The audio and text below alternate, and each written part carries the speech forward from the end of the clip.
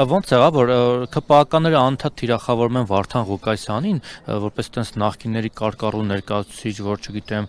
այ ուրիշին ձեն տալով Վարդանիկին եք ձեն տալիս, չգիտեմ, գալու է հեսալի Թալանի գրփի, չգիտեմ ինչ, բայց այդ ձերբակալում են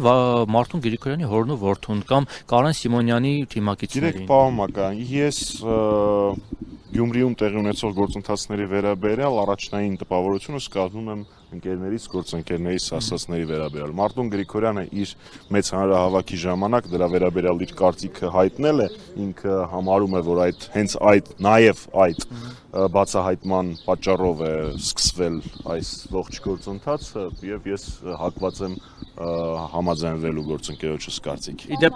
ներողություն մի բան, ԿՊԱ-ականները տենց իրենց զոհի տեղ դրած մի քիչ ասում են, որ կա 9 թեկնածուից 8 հանդիմադրյան եւ Սարիկ Մինասյանը միայնակ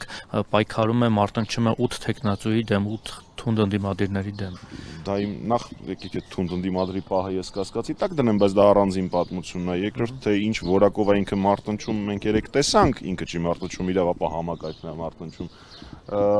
Ես կապ չունեմ, դե Փաշինյանն էլ ասում Արցախը չեմ հանձնել, հետո ինչ։ Իսկ թե ինչն է պատճառը, որ ինքը մնացել է միայնակ, ըստ իր ձևակերպման, նորմալ է, դավաճան Նիկոլ Փաշինյանի կուսակցություն ներկայացնող թեկնածուն ցանկացած ընտրությունների ժամանակ պիտի միայնակ լինի։ Իսկ Արման Բաբաջանյանն ու իր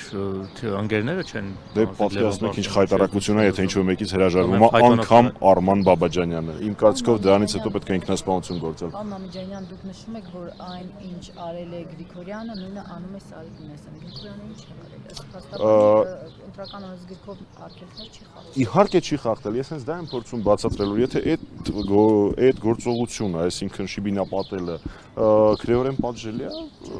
Սարիկ Մինասյանին նույնը։ Ընտրական օրենսգիրքով Ես իրավաբան չեմ, եկեք երկար չբացատրեմ։ Նու դա խոստումները առհասարակ առանձին պատմություն են, ամեն դեպքում ինձ թվում է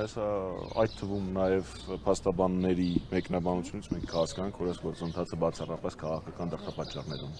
Քաղաքական դրդապատճառներից խոսեցիք, այսինքն ուղիղ հրահանգավորում է իջեցվել Փաշինյանի կողմից, պարոն Մամիջանյան։ Դե ես իրանց այդ SMS-ային WhatsApp-ային համակարգը չգիտեմ, թե ինչ-որ մեկը նախաձեռնողականություն է դրսևորել, Փաշինյանն էլ ասել է ապրես, թե Փաշինյանն է հանձնարարականը տվել, այդ ճիշտ ասած իրանց ներ թիմային, ներընտանեկան զզվելի ընդ որում հարաբերությունների մեջ եկեք ես չխորանամ, ակնհայտ է, որ առկա է պատվիրված քաղաքական գործընթաց, թե Գյումրիից են նախաձեռնել, խնդրել իրենց օգնել, թե Երևանից են որոշել օգնել իրենց թեկնածուին, այդ արդեն իրանք թվում։ Իդեպ ասում են, որ սա նվեր է ընդդիմությանը, կարծեմ Մարտուն Գրիգորյանն էր ասում, որ իշխանությունը այսքանով նվեր արեց, այսինքն իրենց ռեյտինգը ավելի կբարձրանա։ Գիտեք, ես վստահ եմ, որ բոլոր իրական ընդդիմադիր թեկնածուները Գյումրիում առաջադրված, բոլոր իրական ընդդիմադիր թեկնածուները վստահ էին, որ